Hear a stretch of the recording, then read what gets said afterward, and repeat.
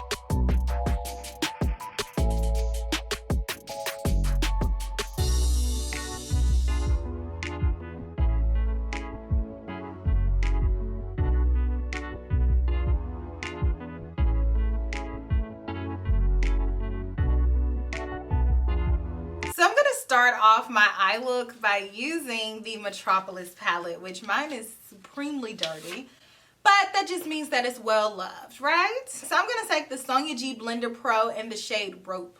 I am going to pop this right above my crease, and this is going to be my transition shade. Now I'm taking the shade Lethal with the same brush.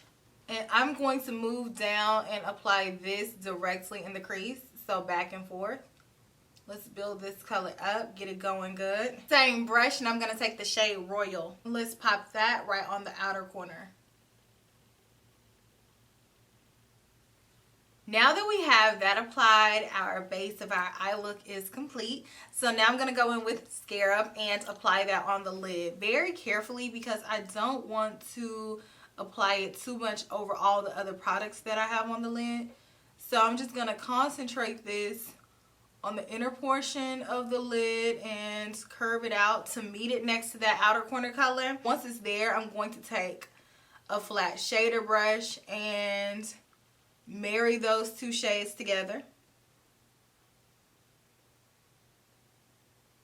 And sort of curve it out to make sure that it's blended. I'm going to go back over this again with that dark green shade from the palette just to make sure that everything is blended. But you may have to go over both of these areas a few times to make sure that there's no line of demarcation. But essentially, that's all that we're going to be doing. And I'm going to make sure that this color is nicely blended on the inner part too. So I'm just going to lightly feather it up. And that's it. So here's what the eye look looks like with no eyeliner and no lashes. So I'm going to go ahead and add that. But I just want you guys to be able to see it by itself with the eyeshadow and how I got it to blend out. So I'm going to go ahead and add that and I'll be right back. And here's the finished look with me using Scarab as the main attraction.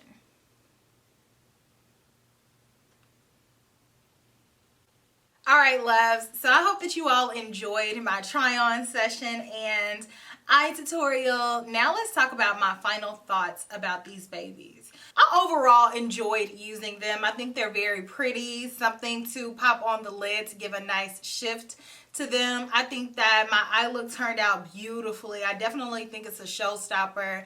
It amps up my eye look that I would have been able to get using the Metropolis palette by itself, and that's what I enjoy about liquid eyeshadows in general. I feel like they just give you that pop without having to foil them, and they overall just have that little extra je ne sais quoi to them, and that's what I love. But with that being said, there are 5 of them.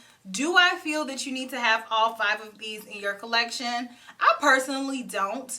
While I love and enjoy these, I don't feel like all of them are necessary because they all are somewhat similar, because they all have the same type shift to them. They all have that little bit of a green tinge, a little bit of a golden flavor sprinkled in there. So I don't think that they're all necessary to have because they all are going to give you the same vibe, even though the base color is different in all of them. I definitely think the standout shade by far is Scarab. This is the one to get. If you're only going to get one out of the 5, Scarab is the one because this one is the most intense one. It is the most unique one, and I just love the shift. And then the second runner-up, I would definitely say is Infra Nude because this one has the second most shift out of all of them. So these 2 are the ones that are the stars, and then the other ones, they're nice, but I think that these are supporting characters. Like if you wanted to get more, you can, because I think these work. But I feel like Infra Nude and Scarab are a little bit more pigmented than the other 3.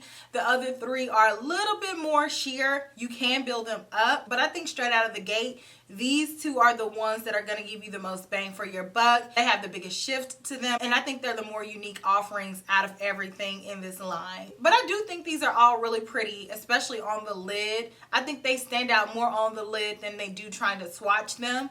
But just keep in mind that these can be a bit tricky to apply. These dry pretty quickly, so you have to work really fast to get them where you want them to be, because once you have them there, you have this much time to blend it out to get it to go wherever you need it to go. So I would work pretty fast and I would be very precise with my placement. I do like the applicator. I didn't have too much of a hard time applying it. I could see where if you had smaller lids though, they could be a little bit big and you may need to go in with a smaller brush, but if you don't have to go in with the brush, I wouldn't, because I had a much easier time applying these using an applicator than I did using any type of brush. That includes a synthetic or a natural hair brush. I did have to spend a little bit more time blending these into the powder eyeshadow. It wasn't a super seamless blend. You do have to put a little bit of elbow grease in there to make sure that there's no line of demarcation, because like I said, this formula does dry down pretty quickly, so it's not super easy to blend together, but it's definitely manageable. But the formulation of these is nice, and I did pull out a few comparisons that I have in my collection.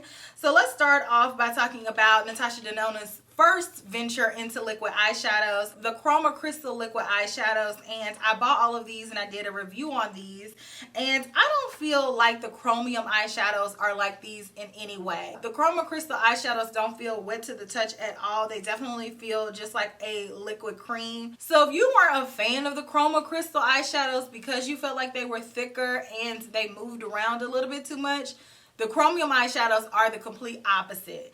These are a lot more stiff in comparison and they feel a little bit more hydrating. I also pulled out the Stila Shimmer and Glow eyeshadows, and this one is in the color Vivid Sapphire.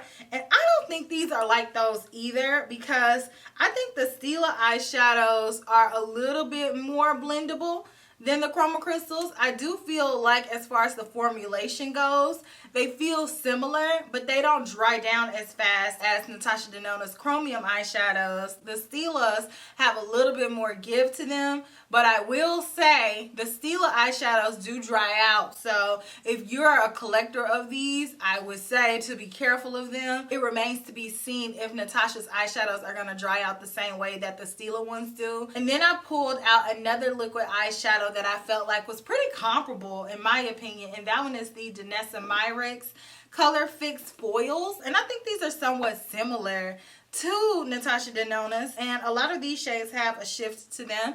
This one is the shade Venus, and as soon as I saw Natasha Denona was coming out with these, I immediately thought of these.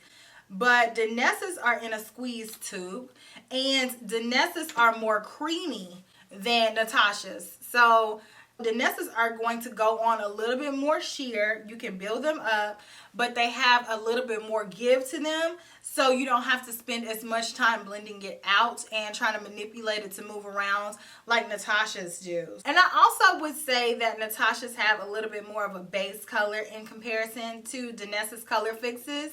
I think that Danessa's are a little bit more sheer because you can use them in a plethora of areas, and Natasha's are pretty much intended to be used on the eyes. And then I pulled out one more comparison, and this is not a cream or a liquid eyeshadow. These are powder eyeshadows.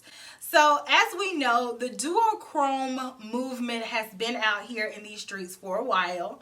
And I know a lot of you all are like, well, indie brands have been had duochrome this and duochrome that. And I understand that. But I'm happy to see a mainstream brands like Natasha Denona get duochrome products because her products are more easily accessible. I do have these though from Cleona Cosmetics, and these are duochrome pressed eyeshadows, and I'm going to be honest with you all. There's not a lot of people messing with these eyeshadow colors because these are just so unique, so beautiful, and you don't really have to worry about a thing. You're going to get a beautiful eye look. This one that I just swatched, let's see what shade is that. Pantina, one swatch, and I get this beautiful duochrome shade that's very similar to the one that I have on my lid. So this one is Pantina. I mean, that's just one little swatch, and I hope that you all can see that. And you get this super beautiful shift. I mean, it's just gorgeous, and it reminds me of the Natasha Denona one, the liquid one. But I would say that Pantina is just a little bit more green. So there's been people to come out with these products, and I'm just happy to see them be more readily available. But I will say that I'm still going to support indie brands because I know that the duochrome movement kind of gains popularity there, and I know that they are doing it and doing it well. So all in all, the Chromium eyeshadows are pretty. I like them, but like I said, I would be okay with just having two because I think that with two of them and manipulate them enough to where you can make it look like different shades, because they do shift, so you can just kind of play with the base eyeshadows that you put around it to get it to look closer to that shade that day. So let me know what you all think about these products down in the comment section. Are you a fan of duochromes? Who makes your favorite duochrome eyeshadow formula, liquid or powder? I am so interested in that because I'm so here for a duochrome moment. I think that that is just one of the most beautiful facets of makeup, and it's just so interesting to look at because depending on the way that the light hits, you'll get a different color, and I think that's just so cool. So I look forward to reading what you guys have to say, and I will chat with you all in my very next video, which will be super, super soon. Smooches. Bye.